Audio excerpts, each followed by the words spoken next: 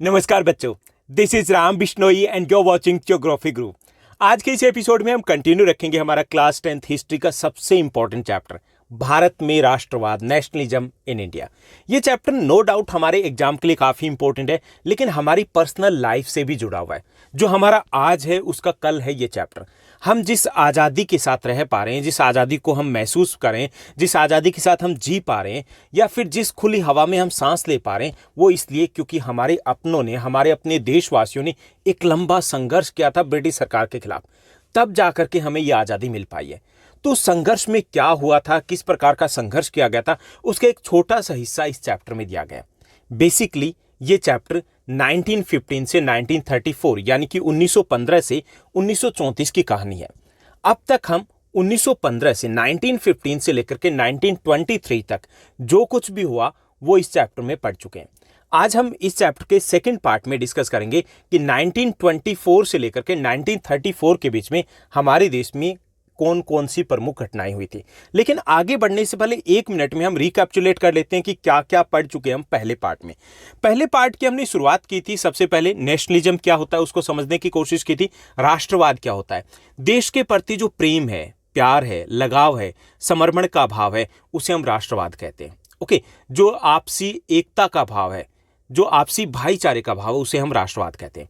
इस चैप्टर की शुरुआत की थी हमने 1915 से। 1915 में गांधी जी भारत लौटे थे दक्षिण अफ्रीका से और एक नए युग की शुरुआत हुई थी भारत में। उसके बाद 1916 में सबसे महत्वपूर्ण घटना घटित हुई थी। 1916 की थी चंपारण आंदोलन, जो गांधी जी का भारत में पहला आंदोलन था। फिर हम 1917 में आगे बढ़े थे। 1917 में हमने बात की थी खेड़ा आंदोलन की, जो गुजरात के खेड़ा जिले में हुए थे। वहां के किसानों के पक्ष में गांधी जी के द्वारा किया गया एक आंदोलन था। उसके बाद 1917 में हम आगे बढ़े थे। 1918 में हम आगे बढ़े थे।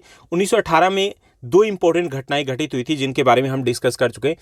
प्रथम विश्व युद्ध है, उसका अंत हुआ था, उसके कई सारे प्रभाव पड़े थे भारत के ऊपर। और उसके साथ साथ 1918 में अहमदाबाद आंदोलन हुआ था। वहां के मिल मजदूरों के पक्ष में गांधी जी ने अपना तीसरा आंदोलन किया था। ओके, उसके बाद हम 1919 में आगे बढ़े थे। 1919 में दो प्रमुख घटनाएं घटित हुई थी। रोलेट एक्ट लेकर के आई थी ब्रिटिश सरकार और जलियांवाला बाग कांड हुआ था। जलियांवाला बाग घटना थी, वो घटित हुई थी 1919 में। 1920 में हमने 1920 में एक महत्वपूर्ण घटना घटित हुई थी, खिलाफत आंदोलन। खिलाफत आंदोलन क्यों हुआ था, ये एक इंपॉर्टेंट टॉपिक बनता है जो हमने 1920 में डिस्कस किया था। उसके बाद 1920-21 में असहयोग आंदोलन की शुरुआत होती है, जिसके बारे में हमने डिस्कस किया। 1920-21 इसलिए कहते हैं क्योंकि 1920 में इसके बारे में डिसीजन लिया गया था दिसंबर में, और उसके बाद 1921 जनवरी से इसकी शुरुआत होती है। उसके बाद 1922 में हम पहुंचे थे। 1922 में असहयोग आंदोलन को वापस ले लिया गया था चोरी चोरा की घटना के कारण। चोरी चोरा नामक स्थान है यूपी में, पूर्वी यूपी में, गोरखपुर के पास। तो वहां पर एक पुलिस थाने को आग लगा दी जाती है, जिसमें 22 पुलिस वाले जिंदा जल करके मर जाते हैं। इस घटना के बाद गांधी जी उस आंदोलन को वापस ले लेते हैं। उसके बाद हम 1923 में आगे बढ़े थे। 1923 में स्वराज पार्टी की स्थापना होती है। यानी यहां तक का सफर हम इस चैप्टर में तय कर चुके हैं। अब हम आगे बढ़ेंगे और देखेंगे आगे कौन कौन सी प्रमुख घटनाएं घटित होती हैं। तो यहां पर 1923 के बाद 1924, 1925, 1926 कोई भी बड़ी घटनाएं घटित नहीं होती। क्यों नहीं होती? इसका कारण यह था कि गांधी जी ने जब असहयोग आंदोलन को वापस लिया तो उसके बाद उन्हें महसूस हुआ कि अभी जो भारतीय लोग हैं वो सत्याग्रह करने के लिए तैयार नहीं है। उन्हें ट्रेनिंग की आवश्यकता, उन्हें प्रशिक्षण की आवश्यकता है। इसलिए गांधी जी डिसाइड करते कि पूरे देश का भ्रमण किया जाए, पूरे देश के कोने कोने में जाया जाए, वहां से लोगों से मिला जाए, उनको बताया जाए कि किस प्रकार से हमें एकजुट होकर के एक ही लक्ष्य के लिए प्रयास करना है, किस तरीके से हमें सत्याग्रह करना है, किस तरीके से हमें हिंसा का प्रयोग नहीं करना है। तो इसलिए इस दौरान कोई बड़ी घटनाएं घटित नहीं होती, बल्कि एक बड़े आंदोलन के लिए तैयारी चल रही होती है। लेकिन इस दौरान क्योंकि जो ब्रिटिश सरकार थी तो उन्हें भी पता था कि एक बड़े आंदोलन की तैयारी चल रही है, तो कुछ छोटी छोटी घटनाएं घटित होती हैं। तो 1927 में हम यहां पर साइमन कमीशन की बात करेंगे, जो आपका 3 और 1 मार्क्स पे इंपॉर्टेंट क्वेश्चन बनेंगे। तो 1927 में साइमन कमीशन की नियुक्ति होती है। ओके, साइमन कमीशन है एक इंपॉर्टेंट टॉपिक हमारी इस एनसीईआरटी बुक में दिया गया, इस चैप्टर में दिया गया। तो साइमन कमीशन की नियुक्ति कब होती है? 1927 में। ओके, इसमें जो 7 सदस्य थे, कितने थे? 7 सदस्य थे, और इसके अध्यक्ष थे सर जॉन साइमन। ओके, इसलिए इसको साइमन कमीशन कहा जाता है। तो इसकी नियुक्ति कब होती है? 1927 में, और ये भारत आता है 1928 में। ओके, ये साइमन कमीशन है, क्यों आता है? एक तरीके से भारतीयों को लॉलीपॉप देने के लिए कि भारतीय लोग हैं वो तैयारी करें बड़े आंदोलन की, तो चलिए उनको कुछ घुमा दिया जाए, उनको उस आंदोलन की हवा निकाल दी जाए। तो एक तरीके से भारतीयों को उल्लू बनाने के लिए इस कमीशन की नियुक्ति की जाती है। कब की जाती है? 1927 में। इसके अध्यक्ष सर जॉन साइमन थे, इसलिए इसको साइमन कमीशन कहा जाता है। इसमें 7 सदस्य थे और ये 1928 में भारत आता है। अब बात आती है कि क्यों आता है, क्यों नियुक्ति की गई थी? ये भारत के जो संवैधानिक प्रणाली है उसके कामकाज को देखने और परिवर्तनों को लेकर के कुछ सुझाव देने के लिए नियुक्त किया गया था। यानी कि भारत में जो 1919 में कुछ सुधार करने की एक तरीके से दिखावा किया था। ओके, भारत सरकार अधिनियम लागू किया गया था 1919 में। तो उसके तहत जैसे चुनाव करवाए जाएंगे, हालांकि वो सिर्फ दिखावे के लिए थे क्योंकि शक्तियां दी नहीं गई थी।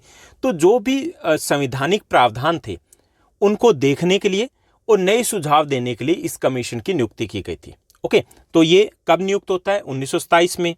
कितने सदस्य होते हैं? 7 सदस्य होते हैं। अध्यक्ष कौन होता है? सर जॉन साइमन होता है। कब भारत आता है? 1928 में आता है। क्यों आता है? भारत में प्रशासनिक सुधारों के संबंध में सुझाव देने के लिए। ओके, भारत में जो प्रशासन था, शासन था, उसके संबंध में क्या क्या सुधार किए जा सकते हैं उसके बारे में सुझाव देने के लिए इसको नियुक्त किया जाता है। लेकिन जब ये साइमन कमीशन भारत आता है तो इसका स्वागत होता है साइमन गो बैक, साइमन वापस जाओ नारों के साथ, और काले झंडे इसको दिखाए जाते हैं। इसका कारण क्या था कि ऐसा स्वागत क्यों होता है? तो इसका कारण ये था कि इस आयोग में एक भी भारतीय सदस्य नहीं था।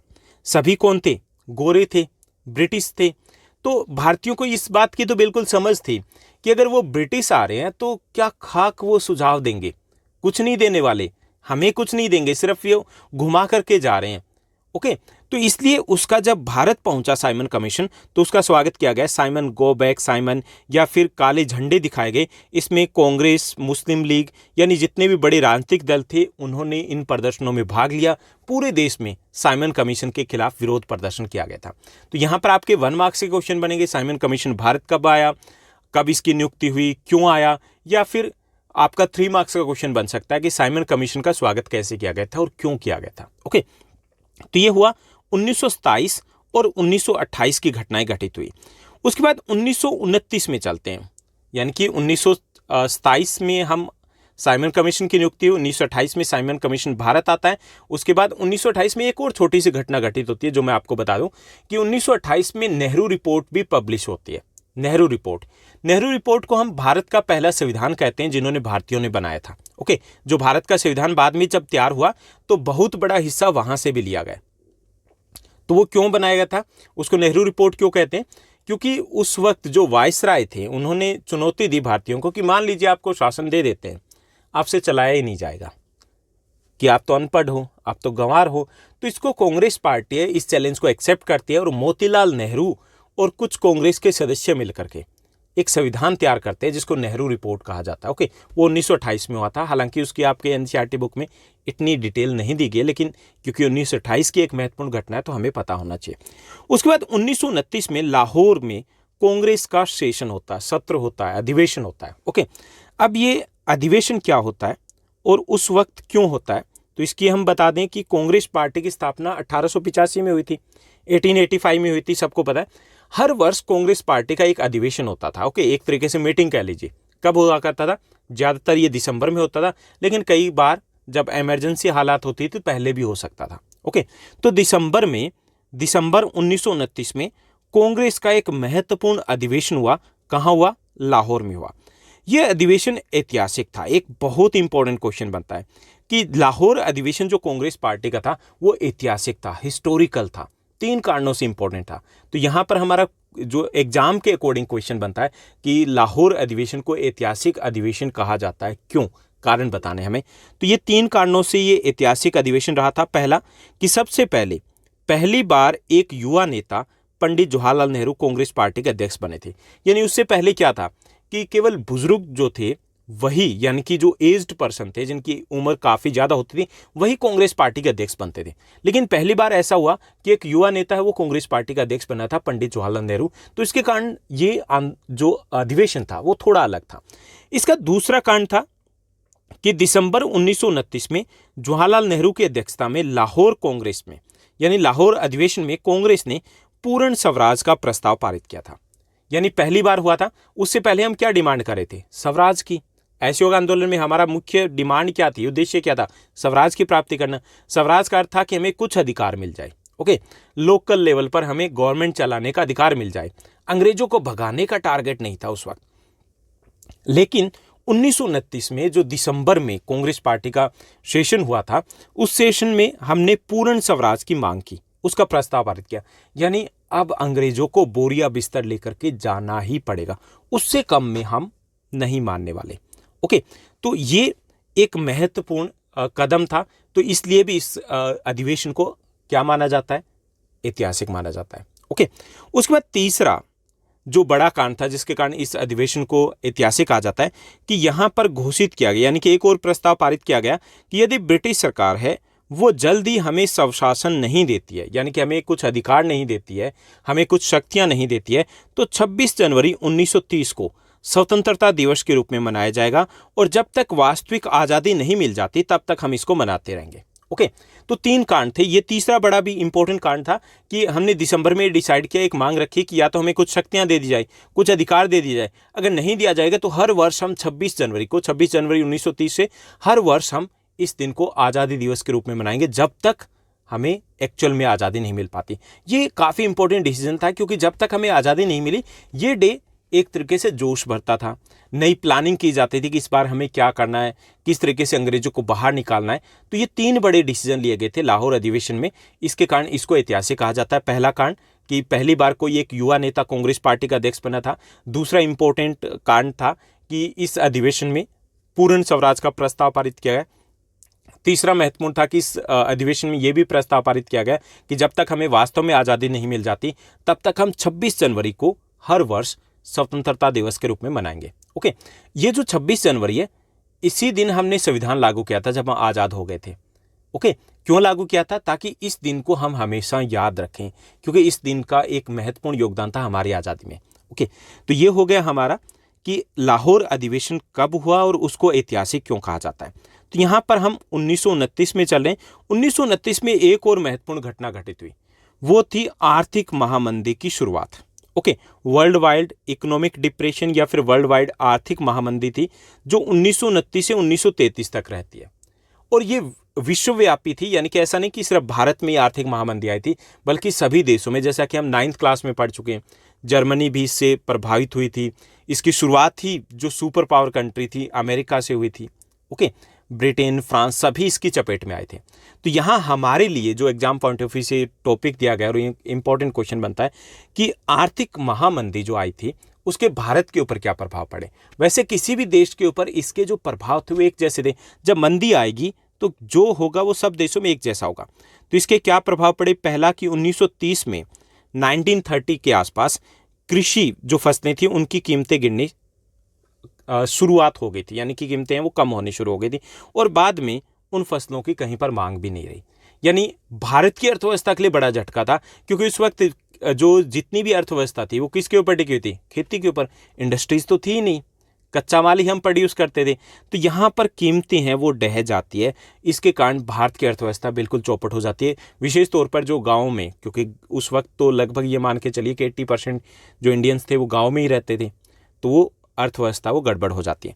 दूसरा प्रभाव पड़ा कि कृषि वस्तुओं की मांग में गिरावट आ गई, क्योंकि जो पैदावार थी तो उसकी विदेशों में भी मांग कम हो गई, तो उसकी लोगों की आय कम हो गई, उसके कारण भी मांग कम हो गई। तो कृषि वस्तुओं की मांग में भी गिरावट आ गई।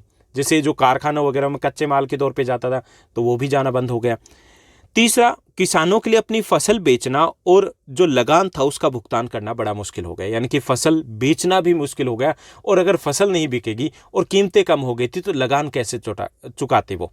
तो ये दिक्कत आई। यानी कि जो पहले 3 पॉइंट है वो किससे? कृषि और किसान से संबंधित है कि कृषि जो फसलें थी उनकी कीमतें कम होगी, कृषि फसलों की या कृषि वस्तुओं की डिमांड कम होगी और किसानों की आय कम होगी, उनके लगान चुकाना भी मुश्किल हो गया। पूरा देश आर्थिक संकट में आ गया था क्योंकि भारत की अर्थव्यवस्था कृषि पर ही आधारित थी उस वक्त। साथ साथ बेरोजगारी बढ़ी क्योंकि इस दौरान काफ़ी बड़ी संख्या में कारखाने थे वो बंद हो गए। जो लोग कारखानों में लगे थे वो बेकार हो गए। दूसरा ये भी था, व्यापार में लगे थे, व्यापार चौपट हो गया तो वो भी बेरोजगार हो गए। कृषि में भी ऐसा ही कुछ हालात रहे। तो इसके कारण भारत में बेरोजगारी बढ़ी, साथ साथ आय कम होने के कारण और बेरोजगारी बढ़ने के कारण इस दौरान भारत में गरीबी में भी वृद्धि होती है। यानी कि बहुत सारे लोग हैं जो मिडिल क्लास हम कह सकते हैं कि कुछ बेहतर स्थिति में थे, उनके हालात भी खराब हो गए। साथ साथ व्यापारी और उनका व्यापार दोनों ठप हो गए। यानी कि व्यापारी भी बर्बाद हो गए और उनका व्यापार था वो ठप हो गया। इस दौरान बड़े बड़े कारखाने थे उनको बंद करना पड़ा, क्योंकि किसी प्रकार की जब आय कम होगी तो मांग कम हो चुकी थी, तो व्यापार भी चौपट हो चुका था और इसके कारण बड़े बड़े कारखाने थे उनको बंद करना पड़ा। और एक जो हम कह सकते हैं इसका पॉजिटिव जो प्रभाव रहा, पॉजिटिव प्रभाव ये रहा, सकारात्मक प्रभाव, कि राष्ट्रीय आंदोलन जो था हमारा उसको बल मिला इसे, क्योंकि लोगों को लगा कि ये सारी समस्याएं, क्योंकि उस वक्त ऐसा नहीं था कि समझ पाएं कि एक वैश्विक आर्थिक महामंदी, लोगों को लगा कि हमारी जितनी भी समस्या बढ़ रही है, बेरोजगारी हो, चाहे वो गरीबी की समस्या हो, चाहे वो महंगाई की समस्या हो, उनको लगा कि ये ब्रिटिश सरकार के कारण बढ़ रही है। ओके, तो इसमें अगर आपका ये क्वेश्चन पूछा जाता था, आपको कॉमन से पॉइंट्स लिखने कि मंदी आती है तो क्या होता है, तो इस आर्थिक महामंदी के कारण कृषि फसलों की कीमतें कम हो जाती है, किसानों की आय कम हो जाती है, किसानों के लिए लगान चुकाना मुश्किल हो जाता है और व्यापार ठप हो जाता है, व्यापारी है वो बर्बाद हो जाते हैं, बेरोजगारी बढ़ जाती है, गरीबी बढ़ जाती है। ओके, बड़े बड़े कारखाने बंद हो जाते हैं और इससे राष्ट्रीय आंदोलन को एक सहारा मिलता है। लोग एकजुट हो जाते हैं कि अंग्रेजों को बाहर भगाना है। उन्हें लगता है कि सारी समस्या का जड़ यही अंग्रेज है। ओके, तो ये था 1929 में। दो बड़ी घटनाएं हमने पढ़ी, पहला लाहौर अधिवेशन हुआ और इसी वक्त आर्थिक महामंदी की शुरुआत हुई जिसने पूरे विश्व को हिला करके रख दिया था। उसके बाद हम 1930 में चलेंगे, 1930 में। तो यहाँ पे हम एक साथ ही कर लेते हैं। 1930, 31 और 32 में 3 राउंड टेबल कॉन्फ्रेंस हुए थे, गोल मेज सम्मेलन। गोल मेज यानी आप सही समझ रहे हो, गोल मेज था, उसके चारों तरफ बैठ करके मीटिंग हो रही थी, तो उसको गोल मेज सम्मेलन या राउंड टेबल कॉन्फ्रेंस कहा गया। तो ये 3 हुई थी, 1930, 1931, 1932। तो हमें याद रखना है कि कब कब हुई, 1930, 31 और 32। तो ये गोल मेज सम्मेलन थे, ये किस लिए हुए? ये भी उसी लिए हुए थे कि भारत की तरफ से, कांग्रेस पार्टी की तरफ से, गांधी जी की तरफ से एक बड़े आंदोलन की तैयारी चल रही थी। तो उन्हें लगा कि बैठ करके बात करते हैं ना, और बैठ करके कहाँ बात करते हैं, इंग्लैंड में बात करते हैं, क्योंकि उस वक्त ऐसा नहीं था कि चुटकियों में वहां जा सके। उन्हें लगा कि बड़े नेता अगर वहां पहुंच जाएंगे तो 2-4 साल तो इससे निकल ही जाएंगे, तब तक सारा मामला जो तैयारी है वो ठंडी हो जाएगी। तो गोलमेज सम्मेलन है उसका आयोजन किया जाता है। तो लॉर्ड इरविन जो उस वक्त भारत के वायसराय थे, उन्होंने भविष्य में भारत के लिए प्रभुत्व की स्थिति के लिए एक अस्पष्ट प्रस्ताव की घोषणा की और भविष्य की संविधान चर्चा के लिए गोलमेज सम्मेलन आयोजित किया। तो यहाँ से क्या कि ब्रिटिश सरकार ने गोलमेज सम्मेलन के आयोजन का प्रस्ताव रखा कि हम चर्चा करेंगे कि भारत को जब आज़ादी दी जाएगी तो उसका संविधान कैसा हो। हालांकि आज़ादी के बारे में कुछ नहीं सोचा जा रहा था, लेकिन एक तरीके से घुमाने की बात थी। तो 1929 में घोषणा की जाती है कि भविष्य में भारतीय सरकार को, चुनी हुई सरकार को कुछ शक्तियां दी जाएगी और इसके लिए संविधान पर चर्चा करने के लिए गोलमेज सम्मेलन आयोजित किए जाएंगे। तो 3 गोलमेज सम्मेलन होते हैं। कहाँ होते हैं? लंदन में होते हैं। 3 गोलमेज सम्मेलन होते हैं, 1930, 1931 और 1932। कांग्रेस पार्टी पहले गोलमेज सम्मेलन का बॉयकॉट करते हैं, बहिष्कार करते हैं, नहीं जाते हैं। दूसरे गोलमेज सम्मेलन में गांधी जी भाग लेने के लिए जाते हैं, हालांकि बात नहीं बनती क्योंकि वास्तव में कोई इंटेंशन था ही नहीं अंग्रेजी सरकार का कि भारतीयों को कुछ दिया जाए। 1932 का जो तीसरा होता है उसका भी कांग्रेस पार्टी बॉयकॉट करती है, क्योंकि उन्हें पता चल चुका था कि ये सिर्फ दिखावा है और कुछ नहीं है। भारत के केवल एक नेता थे जिन्होंने तीनों गोलमेज सम्मेलन में भाग लिया था, वो थे B.R. Ambedkar, doctor B.R. Ambedkar, क्योंकि वो वहीं थे, तो उन्होंने तीनों गोलमेज सम्मेलन में भाग लिया था। इसके अलावा भारत के जितने भी प्रमुख राजनीतिक दल थे उन्होंने इसमें से एक ही सम्मेलन में भाग लिया था, बाकी सभी का बॉयकॉट किया गया था। तो यहाँ आपका 1 मार्क्स का क्वेश्चन ही बन सकता है कि गोलमेज सम्मेलन पहला कब हुआ, दूसरा कब हुआ, तीसरा कब हुआ, गांधी जी ने कौन से में भाग लिया, कहाँ हुए, लाइक दैट। ओके, तो यहाँ हम गोलमेज सम्मेलन की एक साथ बात कर चुके। उसके बाद हम 1930 में ही रहेंगे। 1930 में बहुत बड़ी घटना घटित हुई थी, वो था दांडी मार्च या फिर नमक मार्च, और साथ ही साथ सविनय अवज्ञा आंदोलन की भी शुरुआत हुई थी। ओके, 2 बड़े आंदोलन इस चैप्टर में दिए गए। पहला असहयोग आंदोलन था और उसके बाद सविनय अवज्ञा आंदोलन। असहयोग आंदोलन अपने समय का सबसे बड़ा आंदोलन था, उससे भी कहीं बड़ा आंदोलन हुआ था सविनय अवज्ञा आंदोलन। तो चलिए सबसे पहले हम नमक मार्च की बात करते हैं। नमक मार्च क्या था उसको समझने से पहले ये थोड़ा समझ लेते हैं कि नमक ही क्यों। गांधी जी ने सविनय अवज्ञा आंदोलन की शुरुआत करने के लिए नमक को चुना कि हम नमक कानून तोड़ेंगे और उसके बाद सविनय अवज्ञा आंदोलन की शुरुआत होगी। यानी जैसे हम रिबन काटते हैं ना किसी चीज़ का उद्घाटन करने के लिए, ऐसा होता है, तो वैसे ही वो नमक बनाना एक तरीके से रिबन काटा गया था कि सविनय अवज्ञा आंदोलन की शुरुआत हो गई है। तो गांधी जी ने नमक क्यों चुना, ये एक इंपॉर्टेंट क्वेश्चन है जो आपके बोर्ड एग्जाम में कई बार पूछा जा चुका है। तो मैंने यहाँ पर उसी के अकॉर्डिंग दे दिया कि महात्मा गांधी ने नमक को एक शक्तिशाली प्रतीक पाया जो राष्ट्र को एकजुट कर सकता था। गांधी जी को लगा कि नमक एक ऐसी चीज़ है जो हर कोई प्रयोग में लेके आता है। इसमें चाहे वो उत्तर भारतीय हो, दक्षिण भारतीय हो, पूर्व भारतीय हो, पश्चिम भारतीय हो, किसी भी भाषा को बोलने वाला हो, किसी भी कल्चर का हो, वो सभी नमक को प्रयोग करते हैं। तो गांधी जी को लगा कि एक ऐसा शक्तिशाली प्रतीक है जिससे पूरे देश को एकजुट कर सकते हैं। दूसरा, गांधी जी को लगा कि अमीर हो, गरीब हो, हिंदू हो, मुस्लिम हो, सिख हो, ईसाई हो, कोई भी हो, सभी नमक का प्रयोग करते हैं।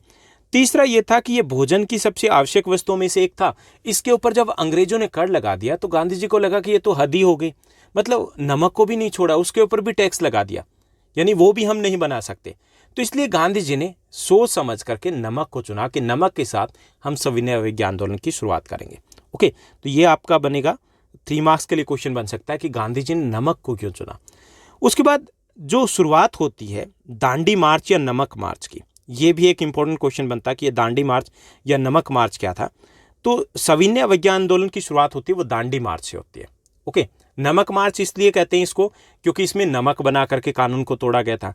दांडी मार्च इसलिए कहते हैं क्योंकि दांडी एक तटीय शहर है गुजरात का, तो वहां तक पैदल मार्च किया गया था, इसलिए इसको दांडी मार्च या फिर नमक मार्च कहा जाता है।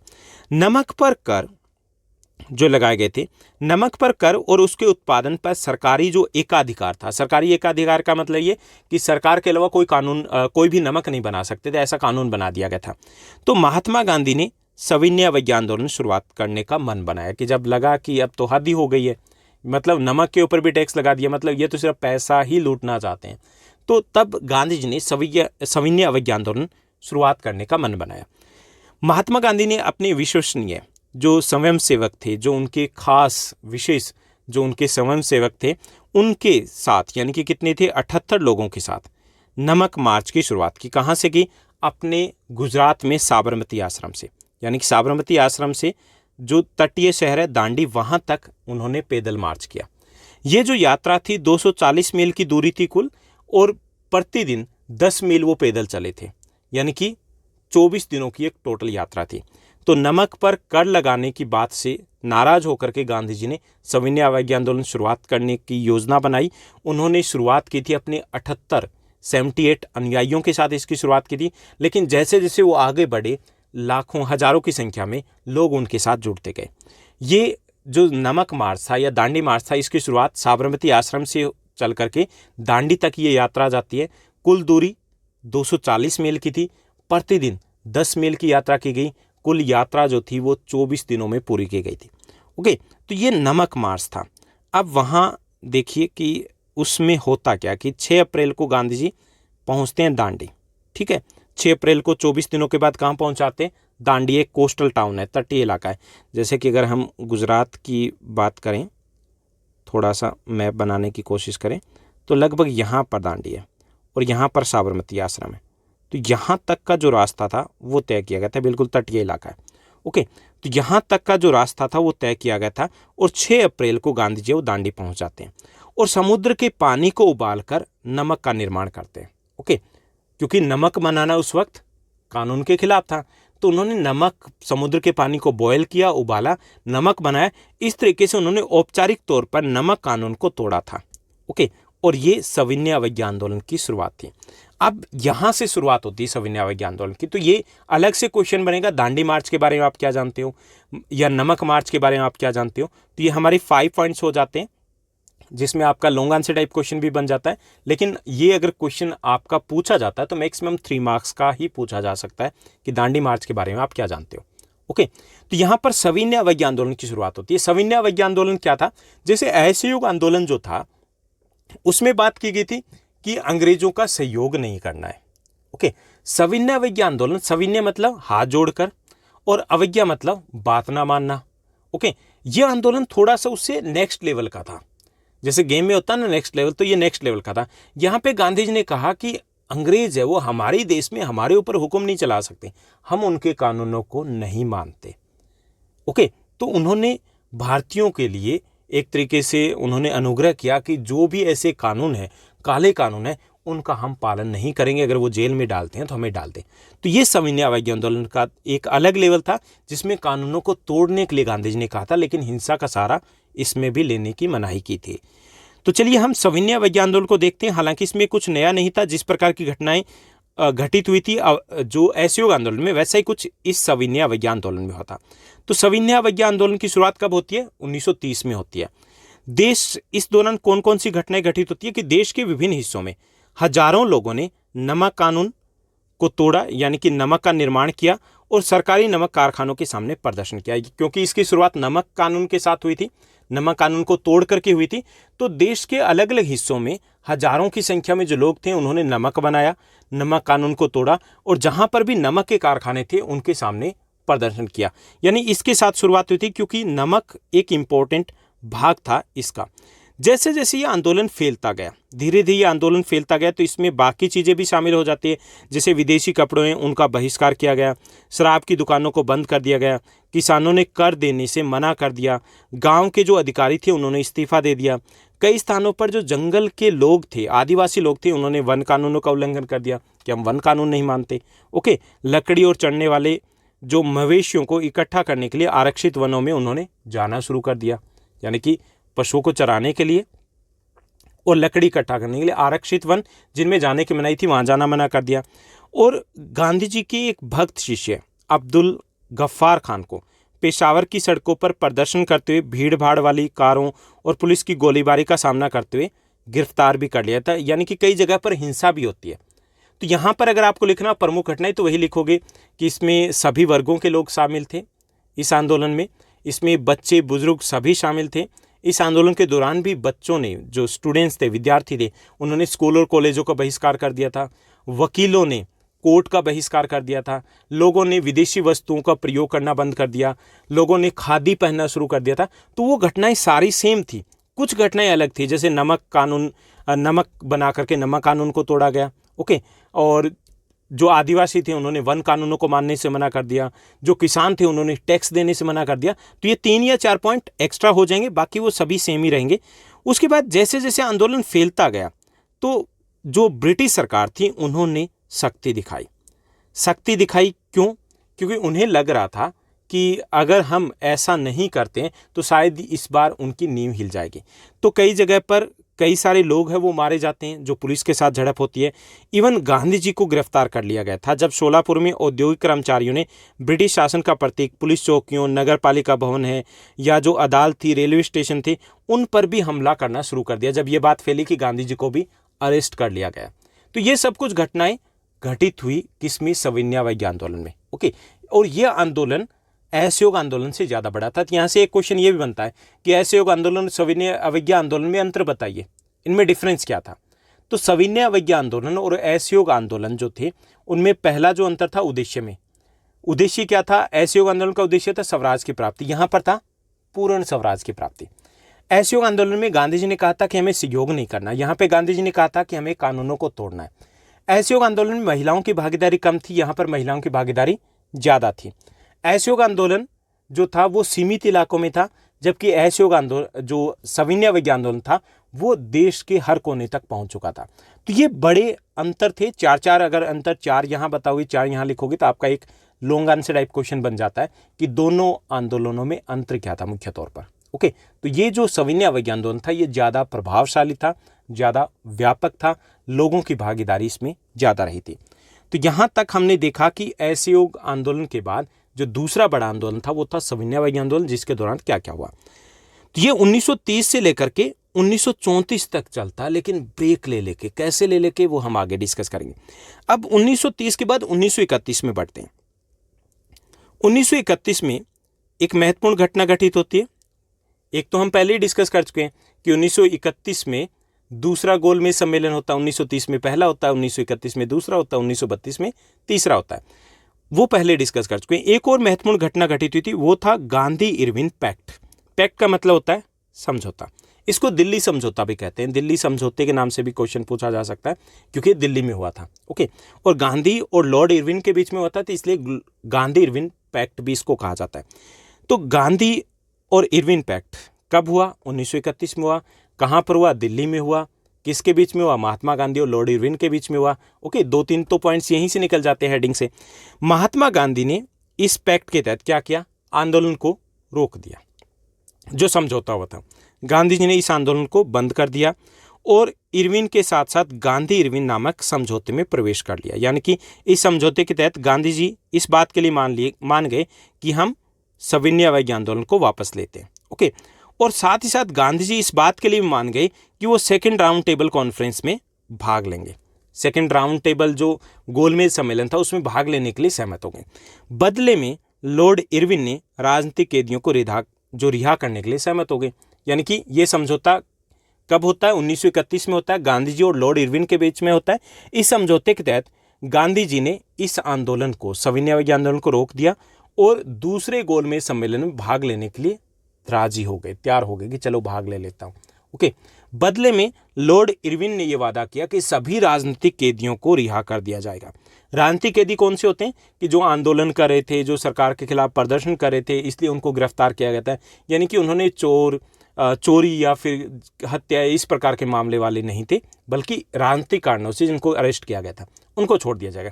तो ये था गांधी इरविन समझौता, गांधी इरविन पैक्ट। ये भी एक इंपॉर्टेंट क्वेश्चन है, 1 मार्क्स के लिए भी और 3 मार्क्स के लिए भी।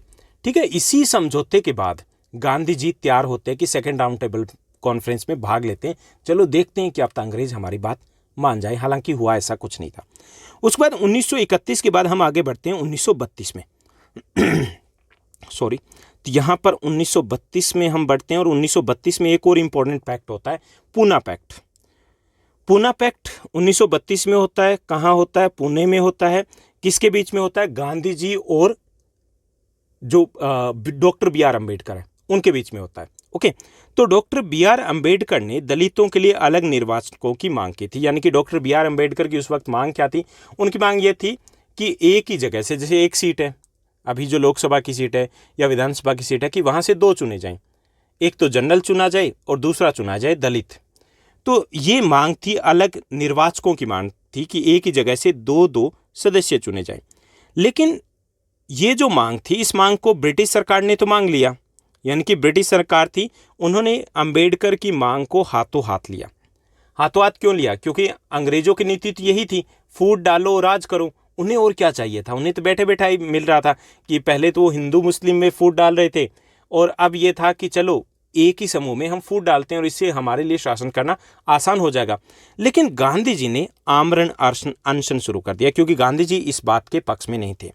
उनका मानना था कि दलितों के लिए अलग अगर निर्वाचक मंडल की मांग को स्वीकार कर लिया जाता है तो देश की एकता भंग हो जाएगी, कि जो देश का आंदोलन है वो तो कमज़ोर पड़ जाएगा। और ऐसा लग भी रहा था कि कमज़ोर करने की नीति थी ब्रिटिश सरकार की। तो इसलिए गांधी जी है वो इस मांग के खिलाफ आमरण अनशन की शुरुआत कर देते हैं। अंत में अंबेडकर ने अंततः गांधी जी के विचार को स्वीकार कर लिया। यानी कि उनकी बात को उन्होंने मान लिया कि हाँ सही है, किसी देश की एकता है या देश का आंदोलन वो कमज़ोर पड़ सकता है।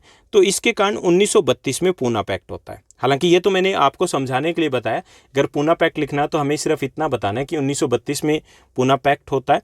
ये गांधी जी और डॉक्टर बी आर अम्बेडकर के बीच में होता है। इस पूना पैक्ट के तहत क्या होता है कि गांधी जी ने आज़ादी के बाद दलितों को आरक्षण देने का वादा किया।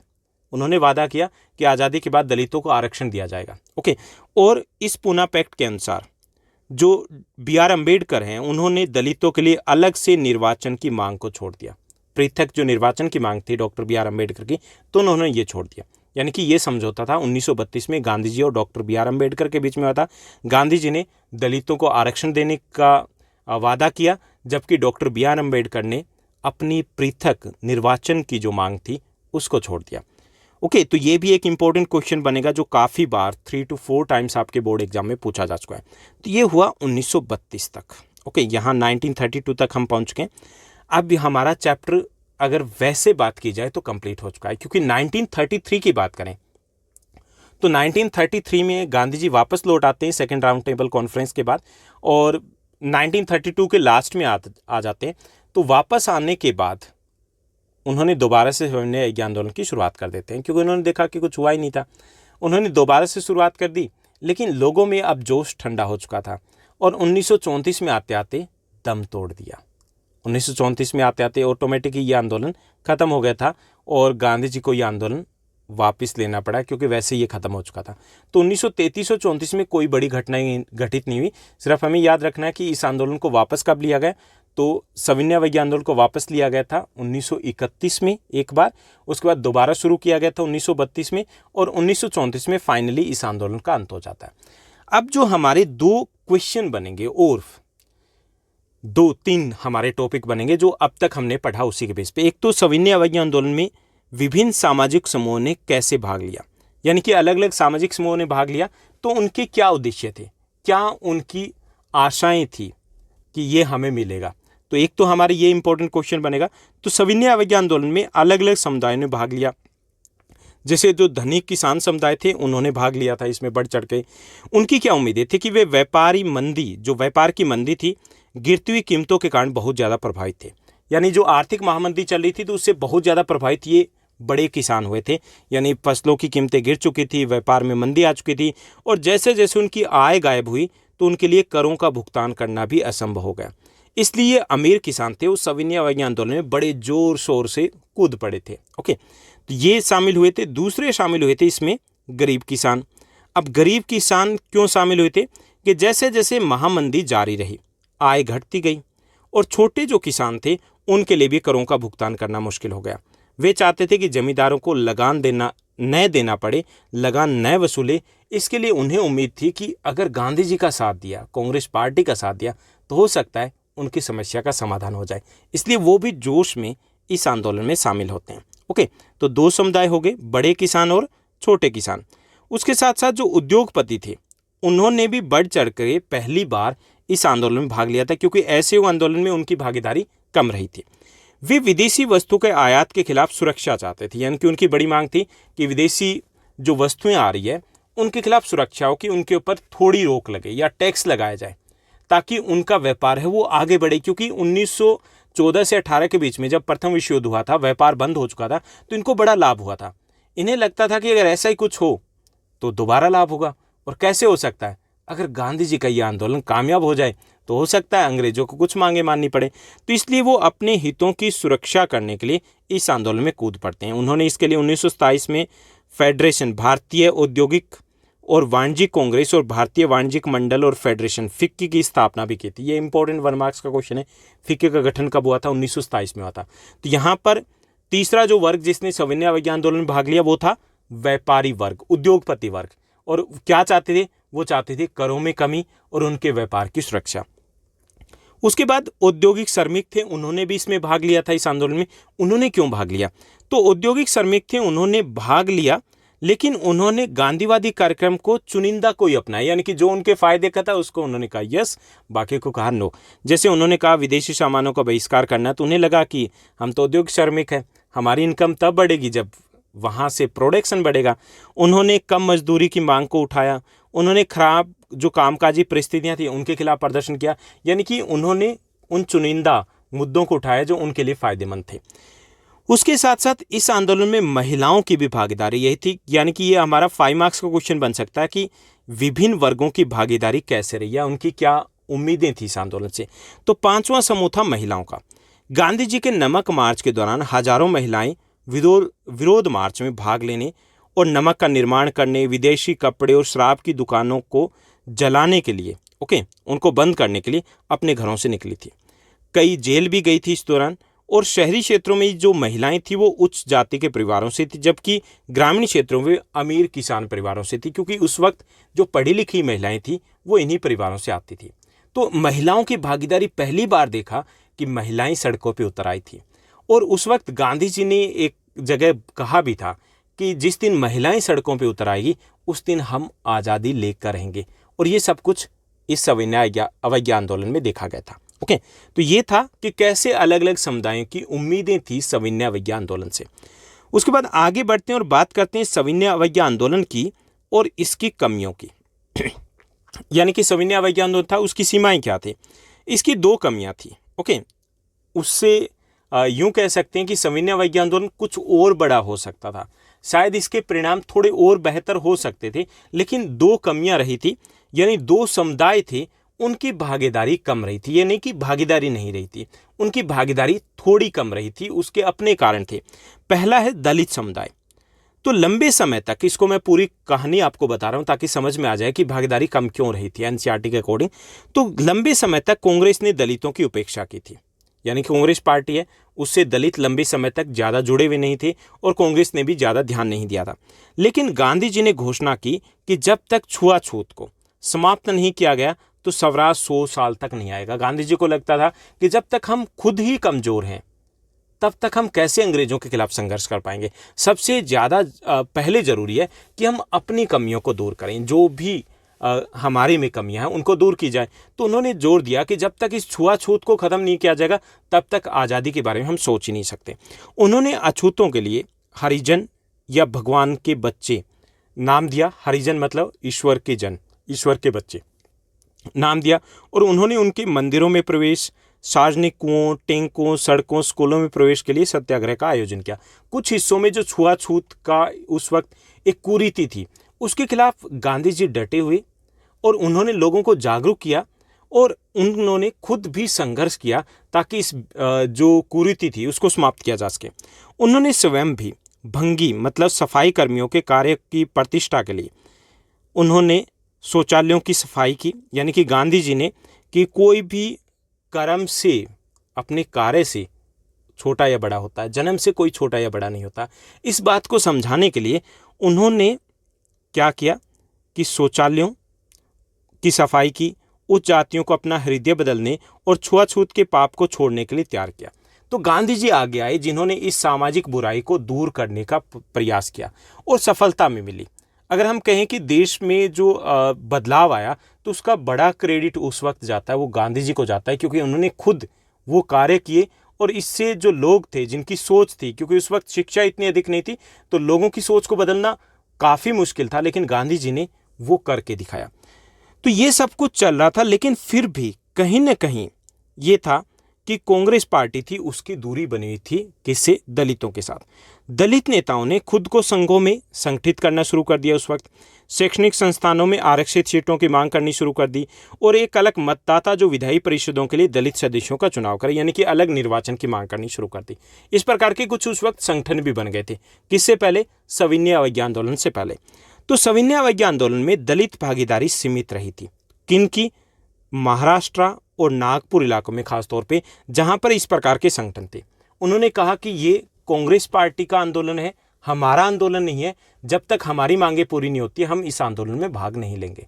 तो यहाँ पर ये कह सकते हैं कि एक सीमा ये रही कि महाराष्ट्र के इलाके में, नागपुर के इलाके में जहाँ इस प्रकार के संगठन जो ज़्यादा मजबूत थे वहाँ पर दलितों की भागीदारी है इस आंदोलन में कम रही, जो पहली सीमा रही है, पहली कमी रही है सविनय अवज्ञा आंदोलन की।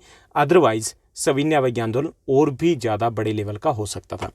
उसके बाद दूसरा जो समूह है जिनकी भागीदारी थोड़ी कम रही वो था मुस्लिम समुदाय।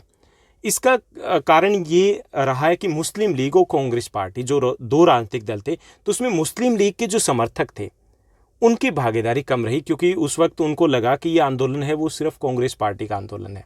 तो चलिए देखते हैं इसका कारण क्या था। यहाँ से हम असहयोग आंदोलन से थोड़ा समझने की कोशिश करते हैं कि असहयोग और खिलाफत आंदोलन के पतन के बाद, यानी कि असहयोग और खिलाफत आंदोलन के अंत के बाद मुसलमानों का एक बड़ा वर्ग कांग्रेस से अलग थलग पड़ गया, क्योंकि वो जो वर्ग था वो मुस्लिम लीग के करीब जा चुका था। और इसका एक और कारण ये भी था कि 1920 के दशक में कांग्रेस हिंदू महासभा जैसे जो हिंदू धार्मिक राष्ट्रवादी समूह थे उनके साथ ज़्यादा जुड़ी हुई थी, ऐसा भी लग रहा था। तो इसलिए जो मुस्लिम समुदाय का एक बड़ा वर्ग था वो कांग्रेस पार्टी से अलग हो गया। उन्हें लगा कि ये हिंदूवादी पार्टी बनती जा रही है। जैसे ही हिंदू और मुस्लिमों के बीच में संबंध खराब हुए, प्रत्येक समुदाय ने उग्रवाद के साथ साथ धार्मिक जुलूसों का आयोजन करना शुरू कर दिया। जैसा मैंने बताया कि शिक्षा उस वक्त नहीं थी, तो इस प्रकार की चीज़ों को डील करना ज़्यादा मुश्किल था। तो जिसमें अलग अलग शहरों में कई जगह पर सांप्रदायिक दंगे भी हुए, संघर्ष भी हुए। इससे माहौल और ज़्यादा खराब हो गया आपस में कि कांग्रेस पार्टी और मुस्लिम लीग के जो संबंध थे वो बिगड़ गए। जब कांग्रेस पार्टी और मुस्लिम लीग ने हालांकि देश की आज़ादी के लिए फिर से गठजोड़ बनाने के प्रयास किए, यानी कि एक साथ आने के प्रयास किए, बातचीत भी चली कि हम मिलकर के देश की एकता को ध्यान में रखते हुए आगे बढ़ते हैं, लेकिन यहाँ पर मोहम्मद अली जिन्ना उन्होंने अलग निर्वाचनों की मांग को छोड़ने के लिए तैयार हो गए थे और उन्होंने इस बात के लिए सहमत हो गए थे कि मुस्लिम समुदाय को केंद्रीय विधानसभा में आरक्षित सीटें दे दी जाए। तो उनको ये आश्वासन भी दे दिया गया था, लेकिन ये बातचीत सिरे नहीं चढ़ पाती है। इसका कारण ये था कि 1928 में ऑल पार्टीज कॉन्फ्रेंस में इस मुद्दे को हल करने की जो प्रयास किए गए थे वो सारी उम्मीदें वो पानी में मिल गई। इसका कारण ये था कि हिंदू महासभा कि जो M.R. जयकर थे उन्होंने इन समझौतों का कड़ा विरोध किया। तो इसके कारण जब सविनय अवज्ञा आंदोलन होता है तो मुस्लिम समुदाय का एक बड़ा तबका कौन सा, जो मुस्लिम लीग से जुड़ा था, वो इस आवाज़ के आह्वान का जवाब नहीं दे पाए, यानी कि वो इस आंदोलन से दूर रहा था। तो यहाँ पर हमने देखा कि दो समुदाय थे जिनकी सविनय अवज्ञा आंदोलन से दूरी रही, हालांकि पूरे समुदाय की नहीं, कुछ हद तक दूरी रही। तो वो थे पहला जो दलित समुदाय था, विशेष तौर पर महाराष्ट्र में और नागपुर इलाके में, और मुस्लिम समुदाय में से केवल वही जो मुस्लिम लीग के समर्थक थे। हालांकि बाकी इलाकों में दोनों ही समुदायों की भागीदारी वो अच्छी खासी रही थी। तो ये भी एक इम्पोर्टेंट आपके NCERT में टॉपिक दिया गया है कि जो सविनय अवज्ञा आंदोलन था उसकी सीमाएं क्या थी। यह आपके एग्जाम में भी 2 बार पूछा जा चुका है, बोर्ड एग्जाम में। तो चलिए अब हम आगे बढ़ते हैं और बात करते हैं इस चैप्टर के लास्ट क्वेश्चन की, जो इस चैप्टर का सबसे इम्पोर्टेंट में से एक, जो वैल्यू बेस्ड क्वेश्चन होते हैं उस टाइप का क्वेश्चन है कि भारत में जो राष्ट्रवाद की भावना थी, देश की एकता की भावना थी, वो पूरे जोर से उस वक्त उभार ले रही थी। तो इसके उभार के कारण क्या थे, यानी हमारे देश में जो सामूहिकता की भावना कैसे विकसित हुई, क्योंकि उस वक्त ऐसा नहीं था कि शिक्षा भी नहीं थी, उस वक्त कोई इलेक्ट्रॉनिक माध्यम नहीं थे, ट्विटर नहीं था, व्हाट्सएप नहीं था, फेसबुक नहीं था, फिर भी गजब की एकता थी। तो उसके पीछे कारण क्या थे कि लोगों में ये एकता कैसे स्थापित हुई, या ऐसे भी कह सकते हैं कि भारत में राष्ट्रवाद के विकास को किन कारकों ने प्रभावित किया, या भारत में राष्ट्रवाद के विकास के क्या कारण थे। तो पूरे चैप्टर में हम यही पढ़ रहे हैं ना, राष्ट्रवाद का विकास। तो ये एक सबसे इंपॉर्टेंट क्वेश्चन बनता है कि भारत में राष्ट्रवाद के विकास को प्रभावित करने वाले कारक कौन से थे। तो चलिए देखते हैं कौन से कारक थे जिन्होंने भारतीय लोगों को जोड़ा, जिसमें भारतीय लोग एकजुट हो गए। तो सबसे पहला जो कारक है वो है भारत माता की छवि। भारत माता की छवि है सबसे पहले बंकिम चंद्र चट्टोपाध्याय ने बनाई थी। उसके बाद अवनिंद्रनाथ टैगोर ने भारत माता की सबसे प्रसिद्ध छवि बनाई थी, जिसमें बेड़ी में जकड़ा हुआ दिखाया था। तो उस वक्त क्योंकि इंटरनेट नहीं था, उस वक्त ऐसा पैसे या प्रिंट भी इतना पॉपुलर नहीं था कि लोगों के पास आसानी से मिल पाए, लेकिन जब भारत माता की छवि बनाई गई और उसको बेड़ियों से जकड़ा हुआ दिखाया गया तो लोगों में एक तरीके से जुड़ाव महसूस हुआ कि ये हमारा देश है, हम सब का देश है जो बेड़ियों में जकड़ा हुआ है, और हमें इन बेड़ियों को तोड़ना है, और ये बेड़ियां हैं अंग्रेज। तो भारत माता की छवि ने लोगों को भारत से, हमारे देश से जोड़ा और लोगों को आपस में जोड़ा। तो ये सबसे बड़ा परिवर्तन था। जैसे हमने 9th क्लास में पढ़ा या हमने फर्स्ट चैप्टर में भी पढ़ा है कि जर्मनी में, इसी तरीके से फ्रांस में मारियान की जो तस्वीर थी, उन्होंने वहाँ के लोगों को जोड़ा कि ये हमारा देश है। ऐसी भारत माता की तस्वीर ने भारतीय लोगों में एकता स्थापित की। उसके बाद दूसरा जो कारक था वो था वंदे मातरम। बंकिम चंद्र चट्टोपाध्याय ने 1870 के दशक में वंदे मातरम लिखा, ओके, और इसको उनके उपन्यास आनंद मठ में शामिल किया गया। तो व्यापक रूप में, चाहे वो बंगाल हो, चाहे वो राष्ट्रीय आंदोलन हो, चाहे वो स्वदेशी आंदोलन हो, उसमें वंदे मातरम को गाया जाने लग गया। वंदे मातरम देश की आज़ादी का प्रतीक बन गया। वंदे मातरम को जब भी गाते थे लोगों में जोश भर जाता था कि हाँ, लोग मरने मिटने के लिए तैयार हो जाते थे। तो ये भी एक महत्वपूर्ण कारक सिद्ध हुआ, वंदे मातरम, जिन्होंने देश के लोगों को जोड़ा, देश के लोगों में जोश भरा। और वंदे मातरम का मतलब उस वक्त था आज़ादी का प्रतीक। वंदे मातरम का मतलब था अंग्रेजों को भगाना, ओके। तो दूसरा कारक था वो था वंदे मातरम, जिन्होंने देश के लोगों को एकजुट किया और देश के लोगों को मोटिवेट किया अंग्रेजों के खिलाफ संघर्ष करने के लिए। उसके बाद तीसरा कारक था लोक कथाओं का पुनर्जीवित करना, ओके। उस वक्त एक नया ट्रेंड चला था कि जो लोक कथाएं थी, पुरानी कथाएं थी, उनको दोबारा से लिखा गया। जैसे रविंद्रनाथ टैगोर ने खुद गाथा गीत, नर्सरी कविता या मिथकों को इकट्ठा करना शुरू कर दिया, जो सुनी सुनाई बातें थी। ऐसे ही मद्रास में नताशा शास्त्री ने तमिल लोक कथाओं को the folklore of southern India, एक विशाल 4 खंड संग्रह प्रकाशित हुए थे। तो उस वक्त जो प्राचीन कहानियाँ थी उनको प्रकाशित किया गया दोबारा से। जब प्रकाशित किया तो उन कहानियों के द्वारा पता चला कि भारतीय लोग कितने बहादुर थे, किस तरीके से उन्होंने विदेशी शक्तियों का सामना किया था। तो इससे भी लोगों में जोश भरा कि अगर पहले कर सकते हैं तो अब क्यों नहीं। ओके, तो इसके द्वारा भी लोगों में जोश भरा गया और इन लोक कथाओं में लोगों को मोटिवेट किया गया था कि हम अंग्रेजों के खिलाफ संघर्ष कर सकते हैं और हमें करना होगा।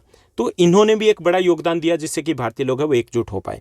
इसके साथ साथ तिरंगा झंडा, इसने भी एक तरीके से लोगों को आगे बढ़ने के लिए प्रेरित किया। तो बंगाल में स्वदेशी आंदोलन के दौरान एक तिरंगा झंडा बनाया गया था सबसे पहले, जो लाल, हरे और पीले रंग का था। ओके, उसके बाद 1921 में गांधी जी ने स्वराज ध्वज जो डिजाइन किया था, इसमें भी 3 ही रंग थे, लाल, हरा और सफ़ेद था। इसके केंद्र में एक चरखा था जो स्वयं सहायता का प्रतीक था कि हमें खुद को स्वावलंबी बनना है, खुद के दम पर हमें आगे बढ़ना है। ये जो झंडा था, तिरंगा झंडा था, इसमें जब भी आंदोलन हुआ, जब भी मार्च हुआ अंग्रेजों के खिलाफ, उसमें आगे पकड़ करके आगे बढ़ना था, वो आज़ादी का प्रतीक था। तिरंगे झंडे को लहराना एक जोश का प्रतीक था। तिरंगा झंडा हमारी शान का प्रतीक था। तिरंगा झंडा भारत माता का प्रतीक था। तिरंगा झंडा आज़ादी का प्रतीक था। तिरंगा झंडा अंग्रेजों की खिलाफत का प्रतीक था। तो तिरंगे झंडे ने भी लोगों को मोटिवेट किया, एकजुट किया। जहां पर भी तिरंगा झंडा दिखाई देता था, एक तरीके से आप जो अपनेपन का भाव था वो पैदा हुआ। तो चाहे वो देश का कोई भी हिस्सा हो, कोई भी कोना हो, वहां पर तिरंगे झंडे को लहराया गया। इसका मतलब था कि वो एकजुट हैं अंग्रेजों के खिलाफ। तो यहाँ पर तिरंगे झंडे ने भी भारतीय लोगों को जोड़ा, चाहे वो किसी भी भाषा संस्कृति को बोलने वाले ही क्यों ना हो। उसके बाद 5वां जो कारक था जिन्होंने देश के लोगों को जोड़ा, वो था इतिहास की व्याख्या।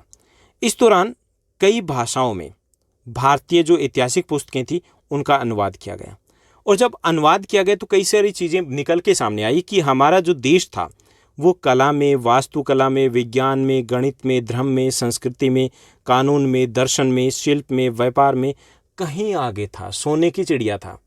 तो जो अंग्रेजों ने अपनी अंग्रेजी भाषा के द्वारा हमको ये सिखाया था कि हम तो गंवार है, हम तो कुछ भी नहीं कर सकते, हमें शासन चलाना नहीं आता, तो लोगों ने मानना शुरू कर दिया था। उस मानने वाले मिथक को तोड़ दिया जो इतिहास की व्याख्या ने बताया कि किस तरीके से हमने विदेशियों का सामना किया था, किस तरीके से हम विश्वगुरु हुआ करते थे। तो इससे भी भारतीय लोगों में एक भावना पैदा हुई कि हाँ, हम गंवार नहीं है, हम विश्वगुरु थे, अब भी हैं और अब भी हम लीड कर सकते हैं। तो ये भी एक इम्पोर्टेंट घटना थी कि इतिहास की जब पुनर्व्याख्या की गई इस समय के दौरान, तो इससे भी लोग जागरूक हुए अपनी संस्कृति के प्रति, दोबारा से वो अपने गौरव को हासिल करने के लिए एक आगे बढ़ने के लिए तैयार हो गए। इसके साथ साथ और भी बहुत सारे कारक हैं जो हम लिख सकते हैं, जैसे फ्रांसीसी क्रांति है, इसने भी भारतीय आंदोलन को प्रभावित किया। फ्रांसीसी क्रांति ने हमें नए विचार दिए, स्वतंत्रता का विचार दिया, समानता का विचार दिया, भाईचारे का विचार दिया, एकता का विचार दिया। तो उससे भी हम सब भारतीय और भारतीय नेताएं जो नेता थे विशेष तौर पर वो प्रभावित हुए कि ऐसा अगर फ्रांस में हो सकता तो हमारे यहाँ पर भी हो सकता है। भारतीय राष्ट्रीय कांग्रेस है, इसका भी अतुलनीय योगदान रहा, क्योंकि ये एकमात्र उस वक्त दल था जिसने भारतीय लोगों को जोड़ा, एक लक्ष्य दिया, एक मिशन दिया, एक टारगेट दिया, योजना बनाई। तो ये दल का भी एक बड़ा योगदान रहा जिन्होंने भारतीय लोगों में एकता स्थापित की। ओके, उसके साथ साथ गांधी जी आदि जो भारतीय नेता थे, विशेष तौर पर गांधी जी, इसके अलावा बाकी जितने भी नेता थे उनका भी बहुत महत्वपूर्ण योगदान रहा, जिन्होंने भारतीय लोगों को एकजुट किया उस दौर में, जिस दौर में किसी भी प्रकार के इस प्रकार के संसाधन नहीं थे जिससे कि लोगों के साथ जुड़ा जा सके। ओके, तो गांधी जी और अन्य भारतीय जो लोग थे उन्होंने, भारतीय जो नेता थे, उन्होंने राष्ट्रवाद के विकास में महत्वपूर्ण योगदान दिया। इसके साथ साथ रेलवे का विकास है, ये आप अलग से पॉइंट्स में भी लिख सकते हो अगर आपका जब लॉन्ग आंसर टाइप क्वेश्चन आए। तो रेलवे के विकास है, इन्होंने भी देश की आज़ादी के उस आंदोलन में राष्ट्रवाद के विकास में महत्वपूर्ण योगदान दिया, क्योंकि रेलवे के द्वारा लोग एक कोने से दूसरे कोने पर जा पाए। और जब एक कोने से दूसरे कोने पे गए तो उन्होंने समझा कि जो ब्रिटिश सरकार है उनकी नीति चाहे किसी भी कोने में एक जैसी है, शोषणवादी है, सबके बुरे हालात है, क्यों है, अंग्रेजों के कारण है। तो भारतीयों में एकता स्थापित हुई, एक दूसरे के दुख दर्द को समझा। ऐसी अंग्रेजी भाषा, शुरुआत तो अंग्रेजों ने अपने फायदे के लिए की थी, लेकिन अंग्रेजी भाषा एक माध्यम बन गया जिससे हम दक्षिण भारतीय, उत्तरी भारतीय, पूर्वी भारतीय, पश्चिमी भारतीय आपस में बातचीत कर पाए, आपस में एक दूसरे को समझ पाए। तो इसने भी भारत में राष्ट्रवाद के विकास में एक महत्वपूर्ण योगदान दिया था। इसी तरीके से समाचार पत्र पत्रिकाएं महत्वपूर्ण योगदान रहा, क्योंकि इन्हीं के द्वारा जो अंग्रेजी सरकार की नीतियां थी उनकी आलोचना की जाती थी। और साथ ही साथ लोगों को बताया जाता था किस तरीके से शोषण किया जा रहा है। भारतीय जो नेता थे वो लेख लिखते थे, इन्हीं के द्वारा उनके विचार थे आम जन तक पहुंचते थे। तो ये बहुत सारे कारक होते हैं, 10 से 12 कारक हो गए जिन्होंने भारत में राष्ट्रवाद के विकास में योगदान दिया। इनमें से आप 6-7 कारक हैं वो अच्छे से तैयार कर लोगे, क्योंकि ये इस चैप्टर के मोस्ट इंपॉर्टेंट क्वेश्चन में से भी सबसे इंपॉर्टेंट क्वेश्चन है। ओके, तो ये था हमारा चैप्टर जहाँ पर हमने एक सफ़र को तय किया 1915 से 1915 से 1934 के बीच में हमारे देश में क्या क्या हुआ। जो भी चैप्टर हमने ये डिस्कस किया है एनसीईआरटी में से सब कुछ सारे टॉपिक हमने डिस्कस कर लिए। अगर आप इनके नोट्स अच्छे से लिख लेते हो तो आपको कुछ भी एक्स्ट्रा करने की कोई ज़रूरत नहीं है। उम्मीद करता हूँ ये जो सफ़र है, ये जो चैप्टर आपको बेहतर तरीके से समझ में आया होगा। अगर आपको ये एपिसोड अच्छा लगा तो इस वीडियो को लाइक करने के साथ साथ शेयर करना मत भूलिएगा। और हाँ, जब भी आप छोटा सा कमेंट करते हो तो हमें मोटिवेशन मिलता है, अच्छा लगता है कि हम जिनके लिए चैप्टर बना रहे हैं वहाँ तक ये पहुँच रहा है।